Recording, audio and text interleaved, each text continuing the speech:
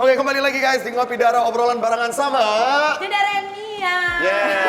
Sekarang bersama Intan. Yes. Psikolog. Mbak Intan, Hai, sang sayang. psikolog, kita mau nanya nih soal netizen yang sekarang tuh selalu komen-komen dan mereka tuh ngerasa maha benar. Nah, kenapa dia maha benar dan berani cuma di sosial media ya? Iya. Pertama karena kalau di sosial media dia bisa membentuk create sebagai pribadi yang dia suka, ya kan? Kemudian dia bisa ngomentarin orang tanpa peduli orang itu sakit hati atau enggak. Iya. Karena dia nggak perlu ketemu kalian, ya kan? Atau ketemu kalian, saat Iya. ini kan lagi kalian ya. Jadi seenak dewemu, Mbak. Iya, karena dia nggak ketemu kalian. Coba Iya. kalau misalnya benar-benar berhadapan, Belum belum tentu. tentu saya punya nyali. Tapi kenapa gitu. mereka tuh ngerasa bisa semaha benar itu? Padahal sekarang tuh orang juga udah ngingetin, ada undang-undang loh, ada undang-undang ITE loh. Nah, susahnya gini, karena sekarang balik lagi ke kondisi netizen itu. Banyak orang yang nggak happy, ya nggak sih? Iya. Orang nggak happy sama hidupnya, jadi Iya. ketika lihat orang lain hidupnya happy, dia Iya. bisanya apa? Nyinyir. Nyinyir. Nah, kalau kamu lihat ada netizen yang kerjaannya komentar kayak sadis banget, Iya. udah kayak Ini boy ngerasain disilet-silet. Gua- banget si boy. kalau gue lebih tepat ada pertanyaan seperti ini. Seperti apa? Ngefans atau mengidolakan seseorang tuh is a good thing. Ya. Apalagi for the entertainer kita merasa dihargain dan it's a Ya. good thing for us. Betul. Tapi kenapa ngebela-belanya tuh kayak melebihi ngebelain bokapnya sendiri? Nah, sebenarnya kalau Bener nggak sih? dari Iya, sisi setuju. psikologinya sebenarnya itu benar nggak sih Iya. kalau mengidolakan orang sampai sefanatik itu gitu? Padahal belum tentu nanti ketemu. Ya, mengidolakan boleh, tapi ketika sudah menjadi fanatik yang berlebih itu yang nggak boleh. Kan sesuatu yang berlebih itu akan cenderung lebih negatif kan akhirnya. Iya. Kayak sekarang tiba-tiba terjadi pro kontra karena hal sepele yang mungkin kalian lakukan. Iya. Itu biasa aku ngelihat gitu Iya. kan. Tetapi untuk beberapa orang itu nggak biasa. Nah, Iya. ketika dia merasa tersakiti, jadi ini orang ada sesuatu dalam dirinya dia tuh rapuh. Jadi ketika dia punya idola, dia mau Tapi kok idolanya kamu dia tuh bisa sensitif. ribuan orang sih? Nah, berarti artinya Berarti banyak rapuh itu orang banyak ya, rapuh di Bo. luar sana. Kita mau klarifikasi buat netizen ya. Yang Boy lakuin sama yang Jedar lakuin, kita salah nggak sih di mata psikolog? Enggak. Jadi kita benar. Karena aku udah lihat Instagram kalian dan aku lihatnya oke ini fine semua, nggak ada yang salah gitu dari kalian. Yang salah itu adalah bagaimana sudut pandang dari netizen yang lihat kalian. Jadi sebenarnya manusiawi kalau misalkan Jedar melakukan kesalahan pengucapan atau enggak juga manusiawi Iya, buat iya Boy dong. mengomentari seperti itu Iya. gitu Mbak ya. Intan, tapi Iya. ini banyak juga yang orang tuh komen-komen negatif atau komen-komen terserah mereka tuh dengan akun fake. Iya. Iya itu tadi. Karena Karena berani jadi dirinya sendiri dia kan nggak ya. akan pernah muncul dalam bentuk siapa dirinya sebenarnya, karena gini dia pernah beberapa selebritis kan case-nya kayak gini juga, kemudian akhirnya netizennya dilaporin atau dia Iya. harus say sorry di depan media gitu Iya, kan. itu gimana? Coba lihat dia begitu lihat karakter aslinya. Penakut, Penakut. ya kan? Beda.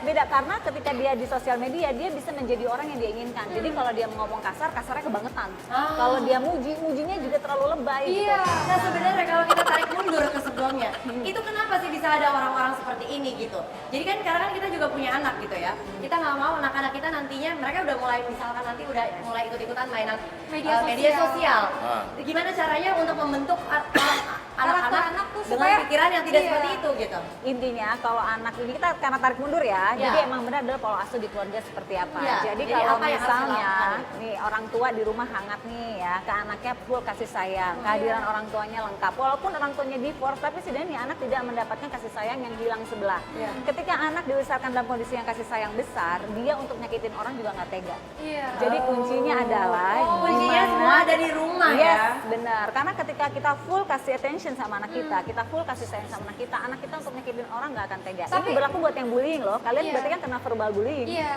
Mbak Intan, tapi kalau misalnya gini, sekarang gimana sih caranya mengontrol anak-anak di rumah supaya nggak terlalu intuit kepada media sosial? Karena gimana pun juga media sosial ada bagian-bagian yang mungkin belum selayaknya ditonton, Iya. belum selayaknya dilihat. Nah ini susahnya, kita udah nggak bisa misahin lagi gadget sama anak-anak zaman sekarang. Ini udah dunianya mereka. Yang bisa kita lakukan adalah berdamai. Berdamainya gimana? Ketika anak-anak kita main gadget, kita harus mendampingi itu mutlak. Terutama anak-anak di bawah 5 tahun.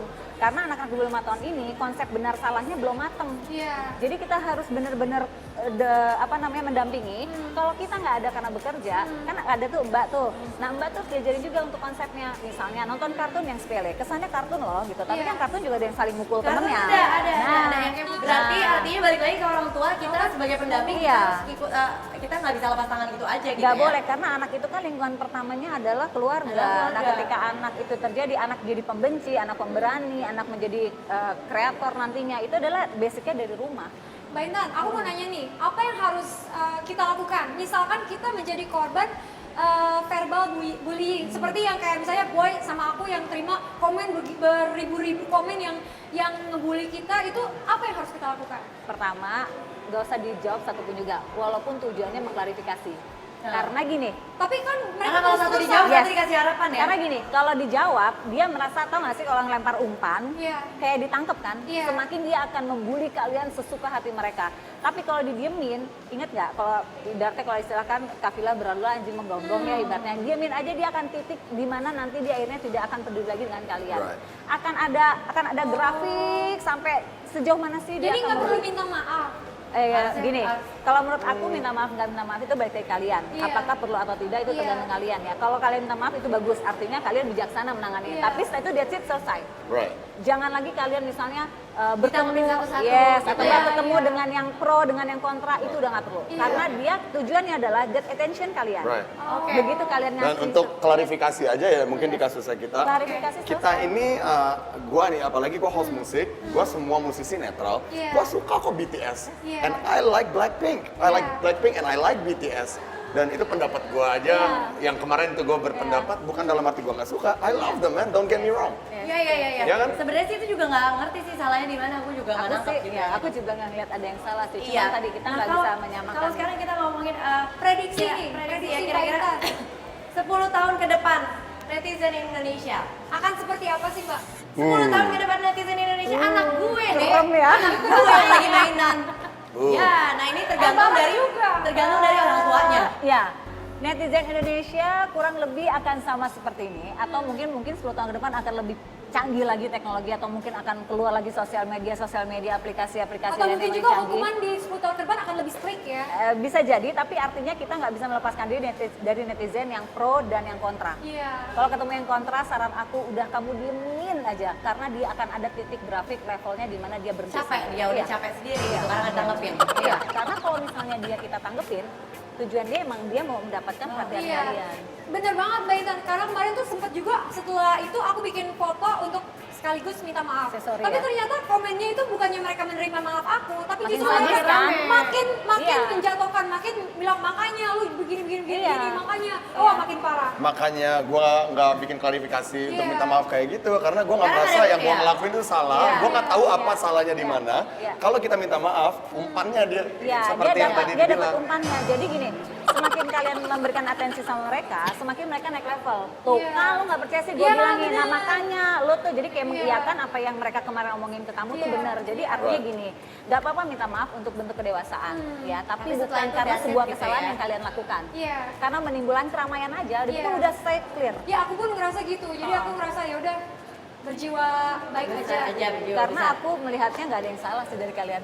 Baik kan, tapi nih gimana sih caranya memerangi untuk netizen-netizen yang membuli di media sosial? Gimana cara Jadi kita sebenarnya apa yang menanggapi? sebagai kita Gini. anak-anak muda sekarang apa yang harus dibenahi sih? Karena ternyata nggak hanya di sekolah, Oh, itu fisik, luar biasa. verbal, tapi ternyata di media sosial kan juga marak. Makanya kemarin aku bilang, sekarang bullying tuh ada 3. Waktu itu kan ada fisik bullying, ada verbal bullying, ini ada sosial media bullying sekarang Iya, ya kan, dengan sekarang. tulisan caption aja udah menyakiti kita. Iya. Tahu nggak kasihnya apa? Hukuman lagi di sosial media. Yang beberapa teman-teman selebritis lakukan tuh, mana komentar yang paling menyakitkan dan dia berulang boleh tuh kamu capture dan kamu masukkan ke Instagram kamu untuk dia minta maaf. Jadi ajarkan mereka untuk kamu salah, kamu harus minta sama saya. Iya, Ini efek untuk jerah mengakui gitu ya, dan efek perbuatan jerah buat mereka. yang lain. Makanya kita bisa lihat ada Om Deddy Kebuze gitu-gitu Iya. kan. Itu artinya bukan menunjukkan kuasa kita, enggak, tapi orang harus diajarkan kamu salah, kamu benar, tapi ada caranya. Hukuman saat ini yang paling memalukan saat ini ya buat anak-anak milenial zaman sekarang adalah hukuman di sosial media. Mengakui kesalahan Yes. mereka. Yes. Nah, ini teman ngopi, ini makin seru lagi nih. Abis ini bakalan Habis ini ada kita kedatangan Iya, netizen salah K-pop. satu netizen K-pop yang mungkin ngebully aku, mungkin ngebully Boy William, tapi As- selain satu ini tetap di ngopi dan ngobrol pagi with Cida Renia.